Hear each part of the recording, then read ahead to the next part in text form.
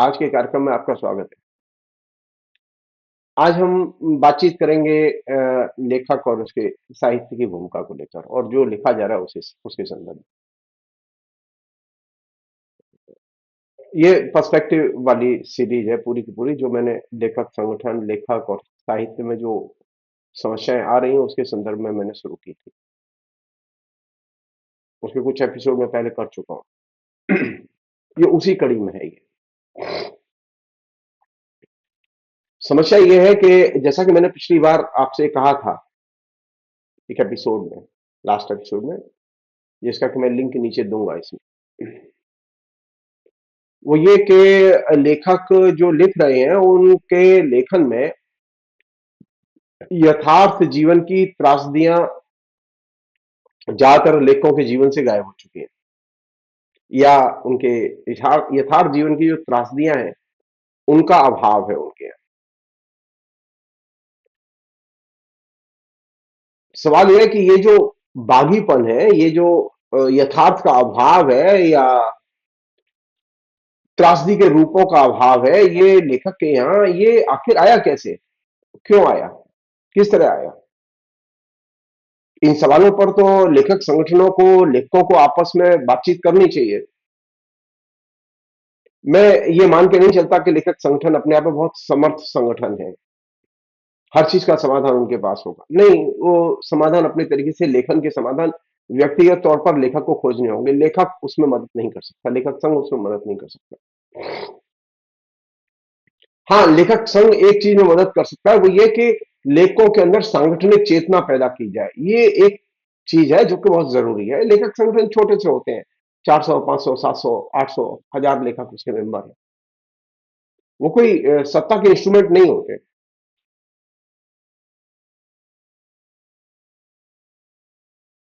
तो ये जो प्रवृत्ति लेखन में पैदा हुई है, जिसे हम लोग वफादारी कहते हैं, लेखक के अंदर जो प्रवृत्ति पैदा हुई है जिसे हम लोग वफादारी कहते हैं, इसने जो सबसे बड़ी कैजुअलिटी की वो त्रासदी की और लेखक के जो बागी भाव है उसकी की।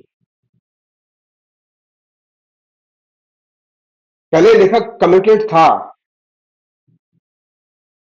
लेकिन कमिटमेंट के साथ में, प्रतिबद्धता के साथ में, उसके पास में एक और चीज थी जिसको कि हम भूल गए।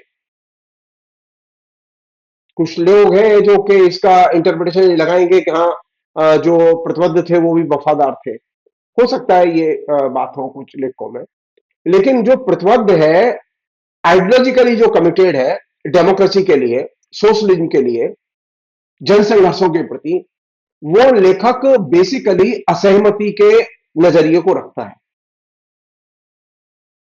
डेमोक्रेसी के लिए और डेमोक्रेसी के विकास के लिए असहमति का होना और असहमति के नजरिए का होना साहित्य में और साहित्यकार के लेखन में, और इस असहमति को सार्वजनिक तौर पर व्यक्त करने की उसके अंदर प्रवृत्ति होनी चाहिए, उसके अंदर भावना होनी चाहिए।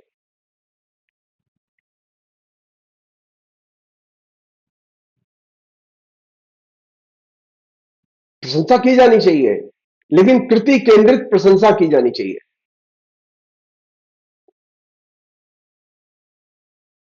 कृति में व्यक्त जो यथार्थ है उसको केंद्र में लाके प्रशंसा की जानी चाहिए। अगर कृति में यथार्थ नहीं है और निर्मित यथार्थ है तो उसे यथार्थ बनाने की कोशिश नहीं करनी चाहिए। हमारे यहाँ जो कृति केंद्रित प्रशंसा है वो बिल्कुल वैसी है जैसी रीतकालीन प्रशंसा थी। उसका सामाजिक यथार्थ से कोई संबंध नहीं है।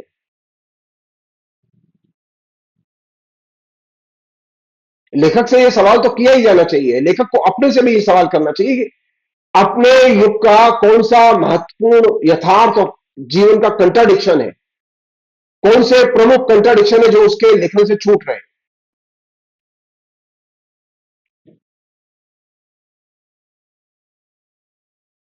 और यही वो जगह है जहां पर कि उसकी सामाजिकता और उसकी जो पॉलिटिक्स है उसकी परीक्षा होगी। व्यक्तिगत नजरिए का प्रश्न नहीं है खाली।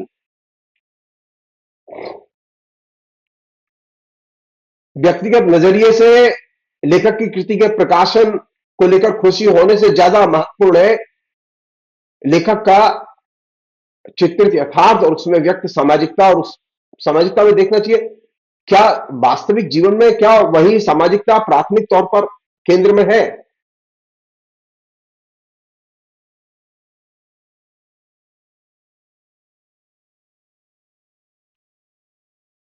हमारे यहाँ अभी जो आलोचना की किताबें आ रही हैं और जो आलोचना लिखी जा रही है, जो पत्रिकाओं में छप रही है, वे उनमें बहुत बड़ा हिस्सा है जो कि एकेडमिक कंजम्पशन के लिए लिखा जाता है। तो अकादमिक दबाव में लिखी गई जो आलोचना है उसे आलोचना समझने की भूल नहीं करनी चाहिए, लेकिन हमें यह देखना चाहिए कि क्या उसमें ऐसी भी आलोचना लिखी जा रही है जो कि सचमुच में लिटरेरी क्रिटिसिज्म को समृद्ध करे।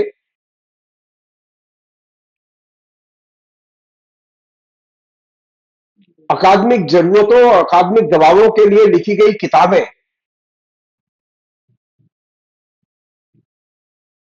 क्या वे लिटरेरी क्रिटिसिज्म के दायरे को विकसित करती हैं या उसे और ज्यादा संकुचित बनाती हैं या उसे और ज्यादा रीतिवादी दौर में ले जाती हैं?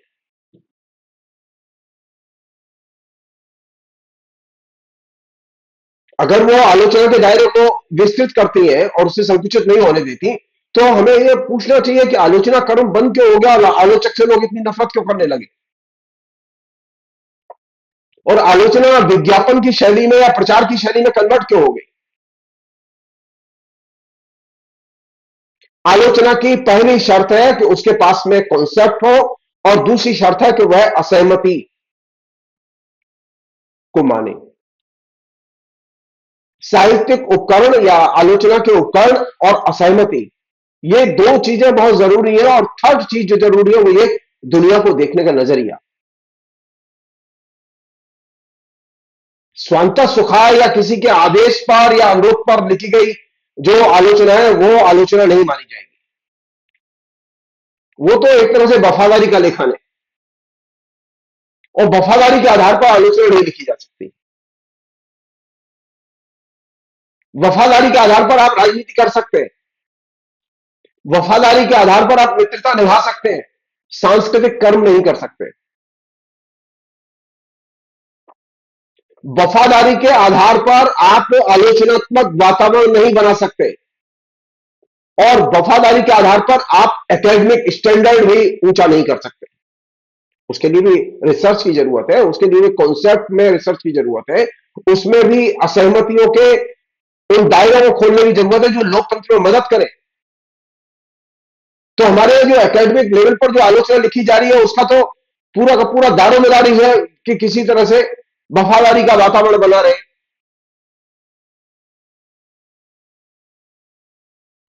सो आलोचना को लिखने के लिए जरूरी है कि आलोचनात्मक दृष्टिकोण हो, कॉन्सेप्ट हो, विश्व दृष्टि हो लेखक के आलोचक के पास में,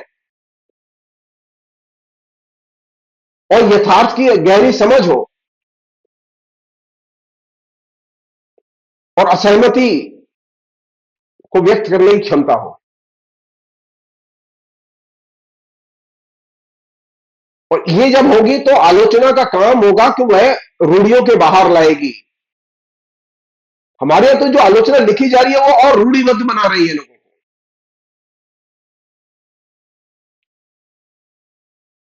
वफादारी के आधार पर प्रस्ताव पास किए जा रहे हैं सेमिनारों में, वफादारी के आधार पर टॉपिक तय किए जा रहे हैं, वफादारी के आधार पर ही लोग बोल रहे हैं। तो इससे तो आलोचनात्मक माहौल नहीं बनेगा, आलोचना का माहौल नहीं बनेगा, साहित्य का माहौल नहीं बनेगा। हाँ, साहित्य के जलसे हो सकते हैं इसके आधार पर।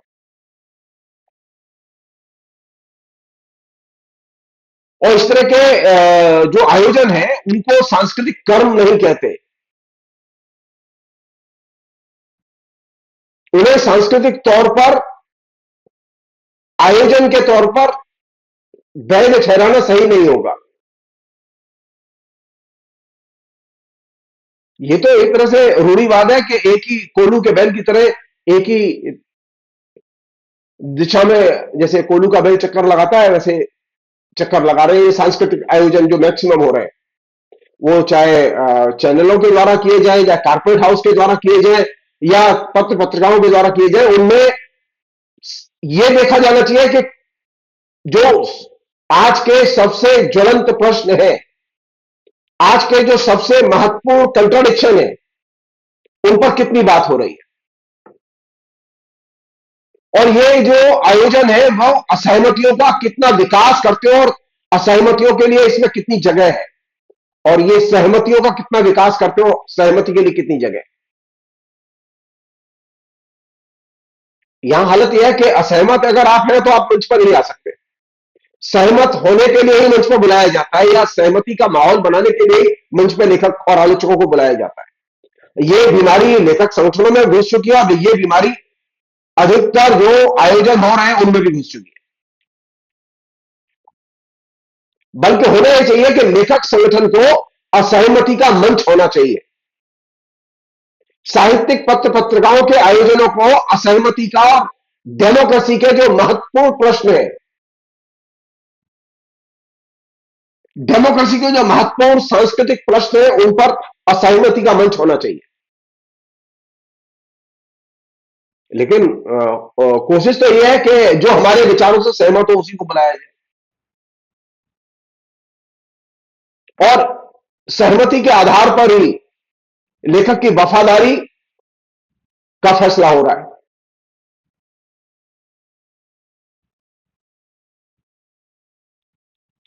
मैं एक छोटी सी समस्या उठाना चाहता हूं आपके सामने। आप इन लेखक संगठनों के पदाधिकारियों से भी पूछिए, मेरी तरफ से सवाल है कि ये जो भव्य आयोजन होते हैं, इनमें किसी भी लेखक का गंभीरता से वे कोई सुचिंतित ढंग से कोई डिटेल्स में मूल्यांकन क्यों नहीं करते। मसल मुक्तिबोध है, रघुवीर सहाय है, नागार्जुन है, केदारनाथ अग्रवाल है, त्रिलोचन है, सर्वेश्वर दयाल सक्सेना है, केदारनाथ सिंह है, ये तमाम लोग हैं।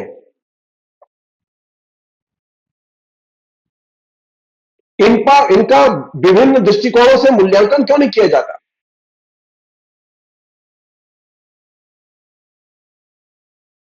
इन पर रीतिवादी ढंग से ही बातें क्यों होती है, रिपीटेड ढंग से एक ही तरह की बातें क्यों होती है।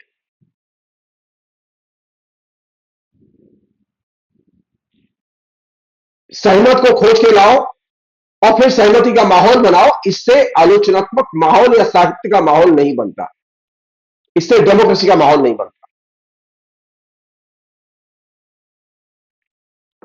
इससे होता यह है कि इस तरह के आयोजनों से, आयोजन तो हो रहे हैं, भव्य भीड़ है,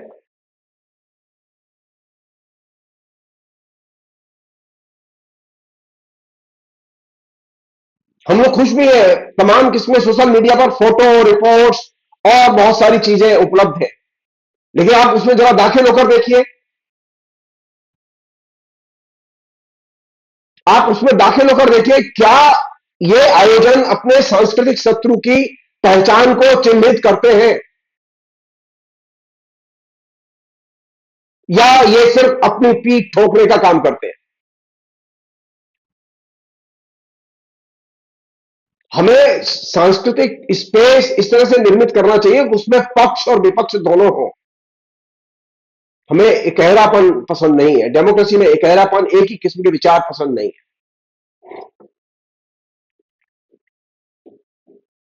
अगर हम विभिन्न किस्म के दृष्टिकोणों के साथ में टकराहट और असहमतियां अगर हम विकसित नहीं करते, तो हम लोकतांत्रिक सांस्कृतिक स्पेस का निर्माण नहीं कर सकते। सहमतियों का विकास करने का अर्थ है आप सीधे सीधे अलोकतांत्रिक परिवेश का निर्माण कर रहे हैं, और इससे साहित्य में एकहरापन आता है, आलोचना में एकहरापन आता है, और उसका जीवन से कोई संबंध नहीं होता। हमें कोशिश करनी चाहिए कि जो हमारा अपोनेंट है वो भी मंच पर हो और हम भी मंच पर हो, और हम उसे तर्क करें और आलोचना के कॉन्सेप्ट के आधार पर तर्क करें।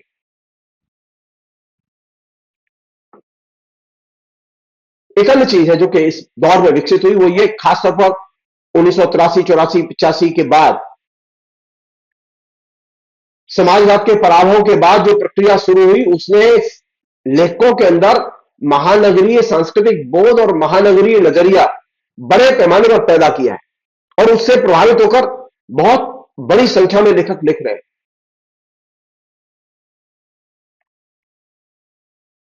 और इसने जो सबसे बड़ी क्षति की है वो किसकी की है? समाजवाद की, समाजवाद से जुड़े हुए विचारों की। अब समाजवाद फीका लगने लगा है, ग्लोबलाइजेशन और ग्लोबलाइजेशन के जो बहुत सारे रूप हैं, महानगरी जिंदगी के जो बहुत सारे रूप हैं, वो हमें आकर्षित करने लगे।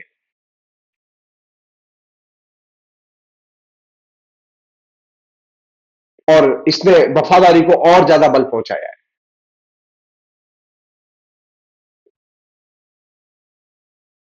एक अन्य चीज है जो कि इस बीच में विकसित हुई, वो ये कि सत्ता के विरुद्ध लेखक हमेशा उसकी एक आलोचनात्मक दृष्टि होती थी। तो अब यह है कि लेखक ने सत्ता के विरुद्ध अपना एजेंडा तो छोड़ दिया। लेखक संगठनों के पास एजेंडा है, लेकिन लेखक उसे मानने के लिए तैयार नहीं है। लेखक उसके लिए शिक्षित नहीं किए गए अभी तक। और ये जो चीज है, ये चीज अपने आप में चिंता की चीज है।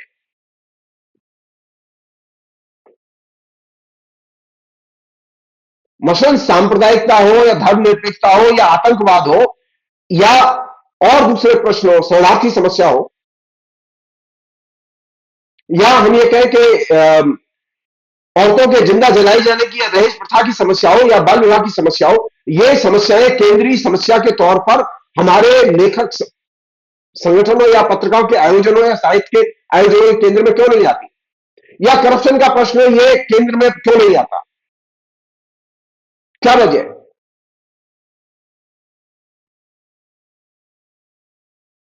ज्यादातर जो विमर्श है वे सत्ता के विमर्श के अंग के तौर पर आते हैं।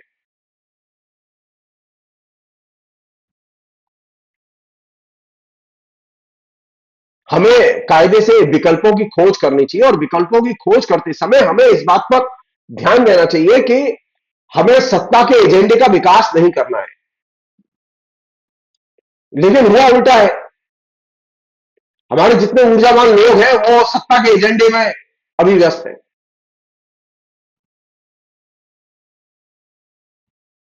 वे खुश हैं उनकी रचना छप रही है, वे खुश हैं उनकी किताबें छप रही हैं,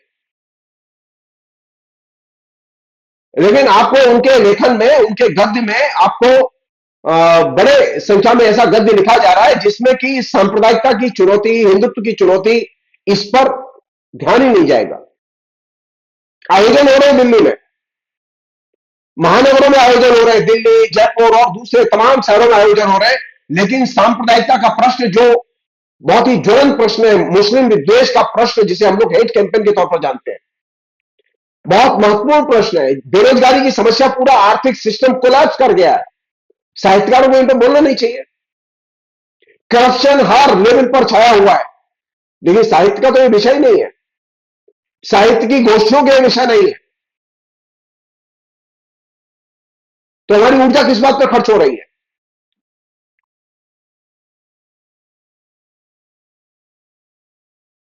हमारी ऊर्जा उन विषयों पर खर्च हो रही है जो विषय सत्ता के लिए एकदम अप्रासंगिक है और सत्ता को चुनौती नहीं देते।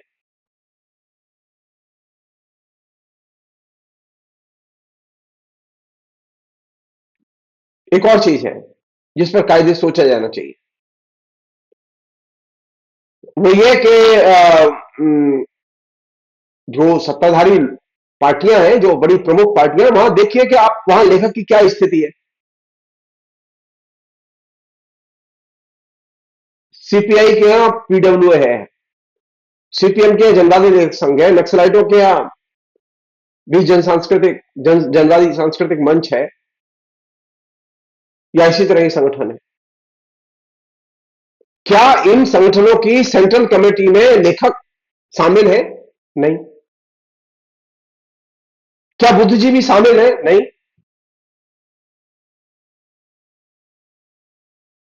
क्यों?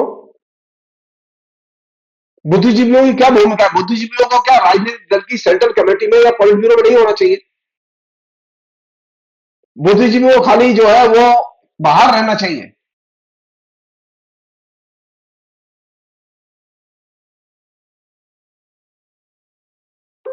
ये चिंता की बात है, ये गंभीर चिंता की बात है।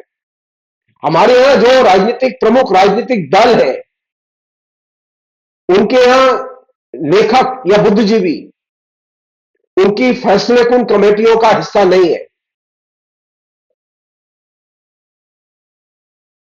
और जब वो फैसले कुन कमेटियों का हिस्सा ही नहीं होगा, तो बुद्धिजीवियों के प्रति और बुद्धिजीवियों की बुद्धि का वो इस्तेमाल कैसे करेगा?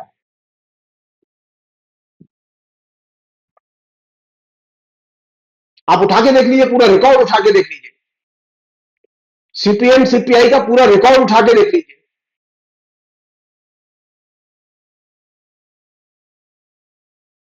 गालियां खाए लेखक, सारे प्रगतिशील लेखक गाली खाएंगे क्योंकि वो मार्क्सवादी है। लेकिन मार्क्सवादी कम्युनिस्ट पार्टी की पॉलिट ब्यूरो में उनकी कोई जगह नहीं, सेंट्रल कमेटी में कोई जगह नहीं। आपको जान के आश्चर्य होगा कि सीपीएम के गठन के बाद सीपीएम की सेंट्रल कमेटी में कभी लेखक नहीं रखे गए, जो टॉप बुद्धिजीवी वो नहीं रखे गए। क्यों? बुद्धिजीवी को रखने में क्या परेशानी थी? रखे जाने चाहिए। एक और चीज है, वो ये कि अब तो खैर सारा गोदी मीडिया हो गया है और आपके पास में साइबर मीडिया है, सोशल मीडिया है। सवाल यह है कि क्या पहले हमारा जो लेखक था वो इलेक्ट्रॉनिक मीडिया का और मीडिया का इस्तेमाल न्यूनतम करता था, जो प्रगतिशील लेखक था, जो जनवादी लेखक था। और अभी स्थिति यह है कि इतने बड़े डेवलपमेंट के बाद उसकी सोशल मीडिया में जिस तरह से उपस्थिति होनी चाहिए और जिस तरह का हस्तक्षेप होना चाहिए, वो अभी मुश्किल से दिखाई देता है।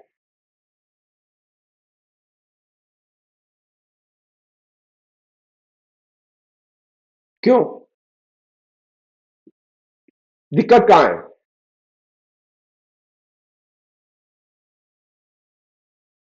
लेखक संगठन कभी ये कोशिश क्यों नहीं करते कि उनके लेखक, उन्हें वो मोटिवेट क्यों नहीं करते कि वे सोशल मीडिया में एक्टिव हो? लेखक संगठन इसके लिए अपने लेखकों को मोटिवेट, या लेखक स्वयं मोटिवेट क्यों नहीं होता कि वह ज्यादा से ज्यादा सोशल मीडिया के विभिन्न चैनलों का, वो इंस्टाग्राम हो, चाहे फेसबुक हो, चाहे वो यूट्यूब हो, इनका वो व्यापक इस्तेमाल करे।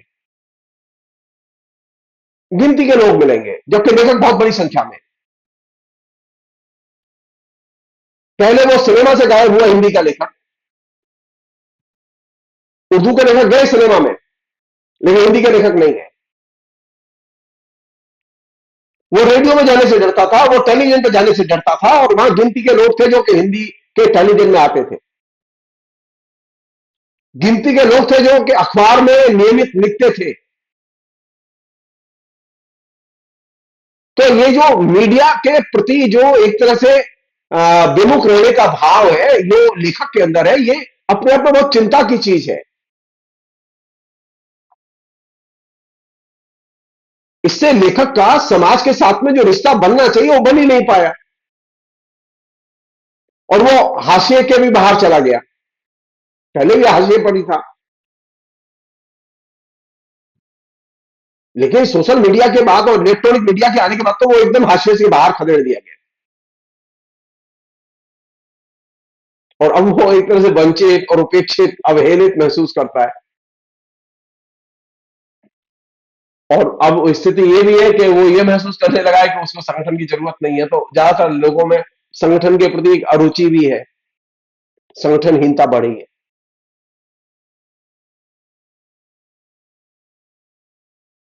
संगठनों के प्रति आकर्षण होना चाहिए और साथ साथ हस्तक्षेप भी होना चाहिए। सामाजिक हस्तक्षेप होना चाहिए, मीडिया में हस्तक्षेप होना चाहिए, सोशल मीडिया में हस्तक्षेप होना चाहिए।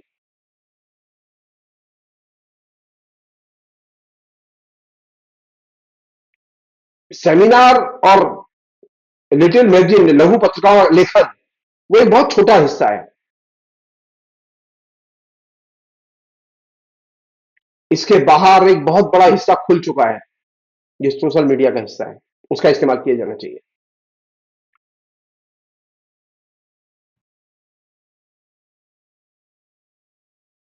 एक अन्य चीज और आखिरी चीज इस पूरे प्रसंग में,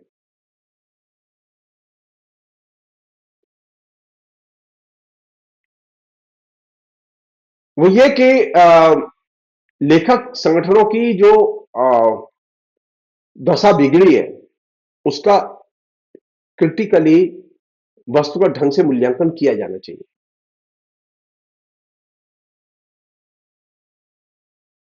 उसका इस दृष्टि से मूल्यांकन किया जाना चाहिए कि आखिर लेखकों के साथ में या इस समाज की पूरी सांस्कृतिक प्रक्रिया के साथ में लेखक संगठन डिस्कनेक्ट कैसे हो गए।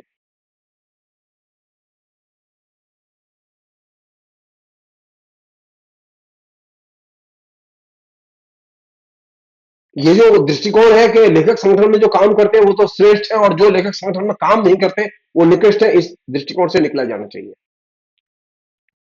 वे लोग भी श्रेष्ठ लेखक हो सकते हैं जो लेखक संगठन में नहीं है, और वे लोग भी खराब लेखक हो सकते हैं, कम श्रेष्ठ हो सकते हैं जो लेखक संगठन में काम करते हैं।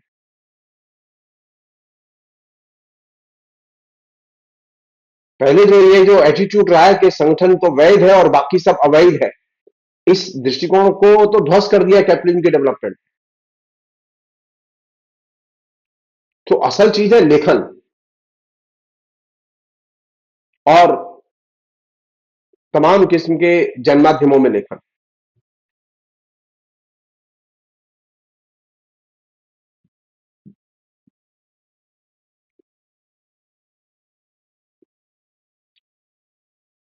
हमारी कोशिश क्या होनी चाहिए? हमारी कोशिश ये होनी चाहिए कि जीवन की जो जटिलताएं हैं और उनके जो प्रमुख प्रश्न हैं, केंद्रीय प्रश्न हैं, उनको लेखक विश्व दृष्टिकोण से उठाए। जो जीवन मूल्य है उन जीवन मूल्यों के बारे में प्रामाणिक ढंग से लिखे, अनुसंधान करके लिखे, रिसर्च करके लिखे, अनुभव के आधार पर लिखे। और लास्ट चीज और महत्वपूर्ण चीज, लेखकों का एक बड़ा हिस्सा आज हिंदी में जो सक्रिय है वो पितृसत्तात्मक विचारधारा से गहरे प्रभावित है।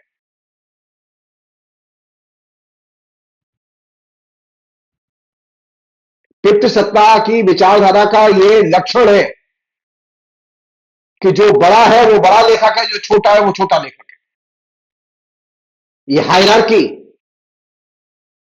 और हायरार्की में रख के संगठन की हायरार्की, वो तो जंगलाबी लेखक संघ के महासचिव है, वो तो जंगलाबी लेखक संघ के जिले के महासचिव है, वो चाहे भले लिखने में एकदम कूड़े हो। ये जो हायरार्की में सोचना, ये पितृसत्तात्मक विचारधारा का रिफ्लेक्शन है, और इससे लड़ा जाना चाहिए।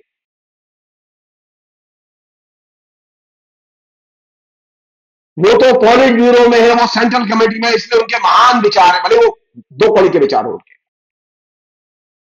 हमारे ऐसे लोग हैं, ऐसे जिनकी साहित्य को कोई समझ नहीं, लेकिन जो साहित्य पर दिशा देते हैं। मैंने अपने बंगाल के अनुभव में, बंगाल में ऐसे सीपीएम के नेता देखे हैं जो साहित्य के लोगों को दिशा निर्देश देने के लिए आते थे, जिन्हें साहित्य का एबीसीडी नहीं आता था। नाम बता बता सकता हूं मैं आपको। विमान बसु पॉलिट ब्यूरो के मेंबर है, लेकिन साहित्य के बारे में एबीसीडी नहीं जानते, लेकिन वो गाइड करेंगे। हरकिशन सिंह सुरजीत जो कि सीपीएम के जनरल सेक्रेटरी थे, वो लेखकों के फ्रंट को देखते थे। अरे हो क्या रहा है ये? हायरार्की, हायरार्की में सोचना, हायरार्की को रखना, हायरार्की को नीचे तक लाना और आदत का हिस्सा बनाना, ये पितृसत्तात्मक दृष्टिकोण है। और वे लोग जो कि इस विषय को नहीं जानते उन्हें एक्सपर्ट मानना, उनकी राय के अनुसार काम करना, यह और भी खतरनाक चीज है।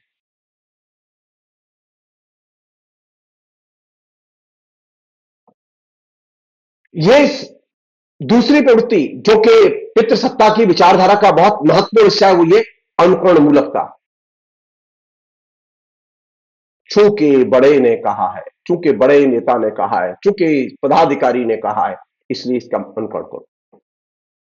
अरे संगठन में रहने का मतलब ये नहीं है कि अनुकरण करो, वो असहमत भी हो सकता है। ये लेखक संगठन है, ये पॉलिटिकल ऑर्गेनाइजेशन नहीं है कि इसमें सहमति जरूरी है।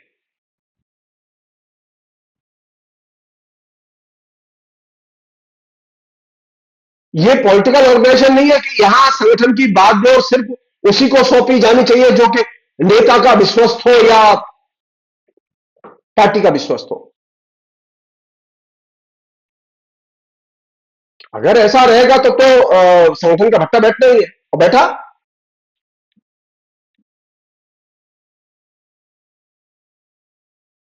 आप एक समय से आप देखिएगा, आप उठाइए प्रगतिशील लेखक संघ की पत्रिकाओं को, प्रगतिशील लेखक संघ से जुड़े हुए लोगों के लेखन को, जनवादी लेखक संघ और उससे जुड़े हुए लेखकों के, आलोचकों के लेखन को, आपको प्रतिशतता पर लिखा हुआ एक निबंध नहीं मिलेगा। समाजवाद पर मिल जाएगा उनका लिखा हुआ, और उनका जनवाद पर लिखा हुआ मिल जाएगा, उनका धर्मनिरपेक्षता पर लिखा हुआ मिल जाएगा, उनका और बाकी लेखकों पर लिखा हुआ मिल जाएगा, लेकिन उनका पितृसत्ता के खिलाफ लेखन नहीं मिलेगा।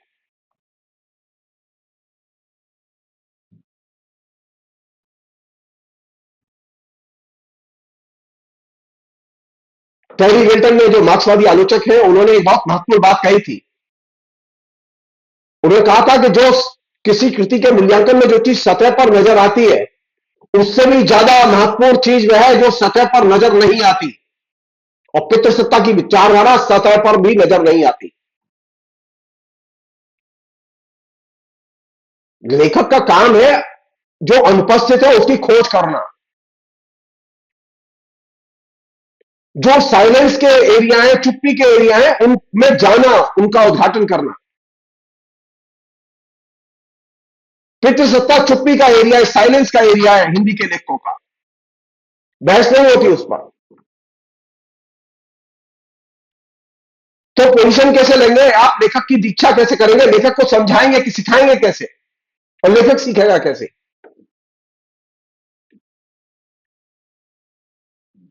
यहां तक कि मार्क्सवाद के प्रसंग में भी पितृसत्ता का मूल्यांकन, समाजवाद के संदर्भ में भी पितृसत्ता का मूल्यांकन किया जाना चाहिए।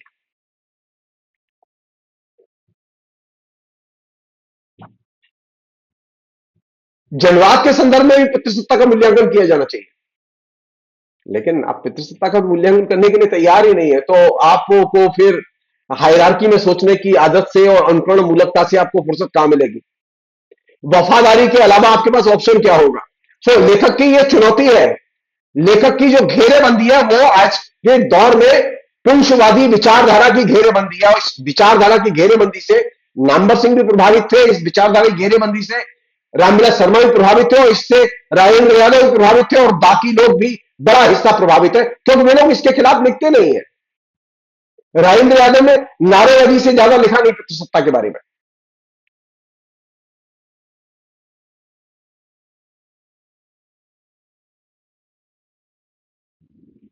हमारे तरह तरह के पुनर्मूल्यांकन, कबीर का मिल जाएगा आपको, सूर का मिल जाएगा आपको, तुलसी का मिल जाएगा, पितृसत्ता का मूल्यांकन और पुनर्मूल्यांकन नहीं मिलेगा। आपको लगेगा कि पितृसत्ता नाम की कोई विचारधारा है ही नहीं।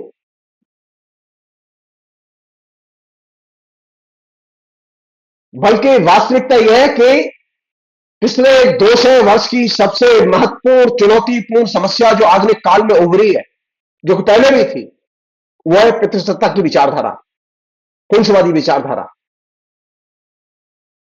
और यह पुंसवाद की विचारधारा लेखक को प्रभावित कर रही है, नागरिक को भी प्रभावित कर रही है, उसकी स्वतंत्रता को भी प्रभावित कर रही है, उसके लोकतांत्रिक भावबोध को भी डिस्टर्ब कर रही है। सेकंड चीज जिसके प्रति कायदे से आकर्षण और ललक होनी चाहिए, वो है स्वतंत्रता।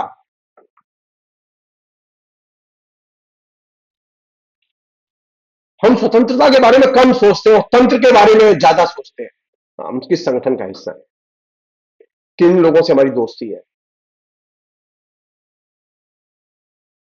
लोकतंत्र और स्वतंत्रता के बारे में हम जितना ज्यादा तरह तरह से विभिन्न एंगल से सोचेंगे और देखेंगे, उससे मदद मिलेगी हमें मनुष्य को केंद्र में लाने में, और अपने प्रतिवाद को, प्रतिरोध को केंद्र में लाने में। और इससे हमारा जो अपना समाज से जो पलायन है, अपने से जो पलायन है, अपने इर्द गिर्द के सामाजिक यथार्थ से जो पलायन है, इससे मुक्ति मिलेगी। हम लोग समझने के लिए तैयार नहीं कि स्वतंत्रता हमारे लिए क्यों जरूरी है। जब आपातकाल आ जाएगा तब हमें समझ में आती है स्वतंत्रता क्यों जरूरी है। अन्यथा तो कोई दिक्कत नहीं है। नरेंद्र मोदी उमर खालिद को बंद कर रहे हैं, क्या परेशानी है? हम तो बंद नहीं हुए। हिंदी के किसी लेखक को नरेंद्र मोदी ने बंद नहीं किया अभी, इसलिए हमें कोई परेशानी नहीं है। हिंदी के लेखक की मानसिकता यह, जब तक उसके पेट में लात नहीं लगती तब तक वो महसूस नहीं करता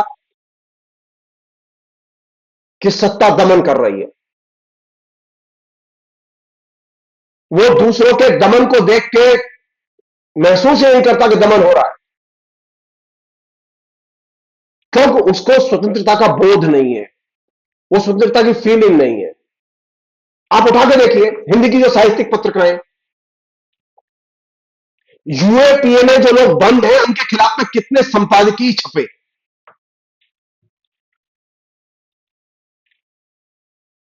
मेरी लोग यूएपीए में बंद है, 13,500 से अधिक लोग। लेखक को बेचैनी नहीं होती। ज्यादातर लेखक जानते ही नहीं है कि यूएपीए क्या चीज है, क्योंकि उसने स्वतंत्रता को समझा ही नहीं है, स्वतंत्रता को एंजॉय ही नहीं किया ठीक से। वो तो खाली लिख रहे हैं, बोल रहे हैं, इसका मतलब स्वतंत्रता है, वो उसके मीनिंग को ही नहीं जानता। स्वतंत्रता का दायरा व्यक्ति और व्यक्ति के बाहर पूरे समाज से जुड़ा हुआ है, और इसमें व्यक्ति की स्वायत्तता, समाज की स्वायत्तता और तमाम डेमोक्रेटिक ऑर्गेनाइजेशन और इंस्टीट्यूशंस की स्वतंत्रता, इन सबको क्षतिग्रस्त किया है स्वतंत्रता पर जो हमले हो रहे हैं इस पूरी प्रक्रिया में।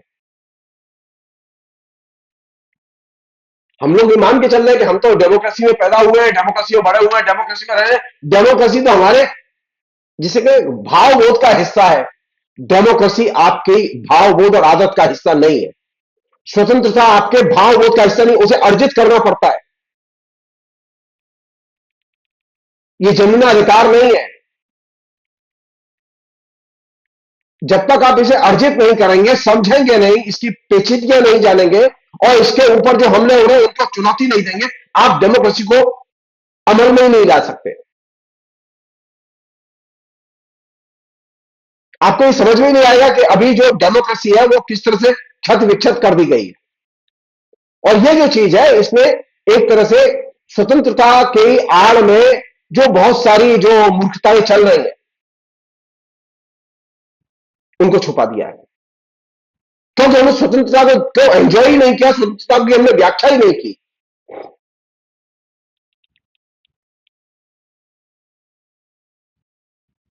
हमने इस पर बहस ही नहीं की समाजवाद का लोप क्यों हुआ, समाजवादी समाज ध्वस्त क्यों हुआ।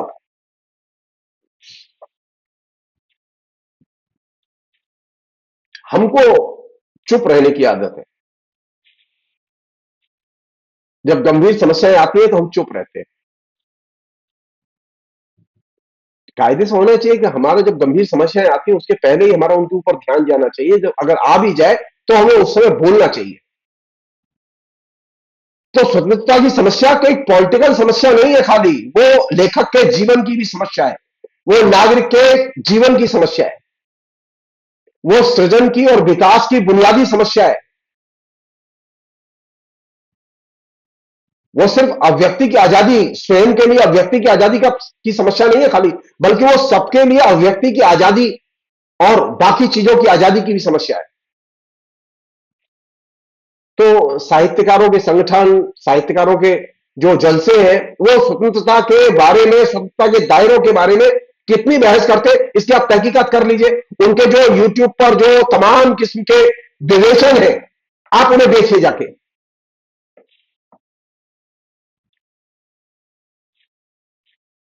हालत यह हो गई है सत्ता की तरफ से स्वतंत्रता की मांग करने वालों पर तरह तरह के आरोप लगाए जा रहे हैं, उन्हें बदनाम किया जा रहा है,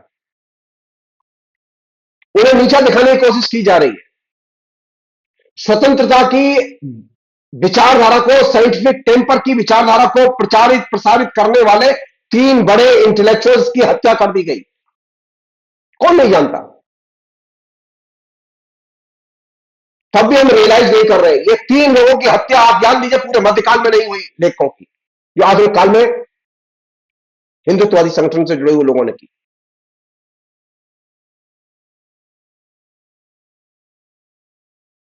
तो हम स्वतंत्रता पर बात नहीं करेंगे, स्वतंत्रता के कॉन्सेप्ट पर बात नहीं करेंगे, इसके साथ जुड़े हुए जो तमाम किस्म के और पहलू हैं इन पर बात नहीं करेंगे, तो हम कैसे लेखक बनेंगे? नपुंसक लेखक बनेंगे। मैं बहुत ही विनम्रता से कह रहा हूं कि हमारे लेखन में और लेखकों के अंदर ये नपुंसकता बढ़ती जा रही है, इसे रोकना चाहिए।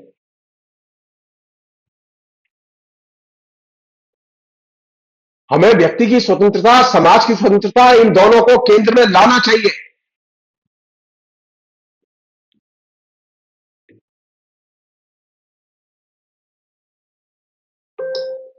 फिलहाल इतना ही। बहुत बहुत शुक्रिया, थैंक यू।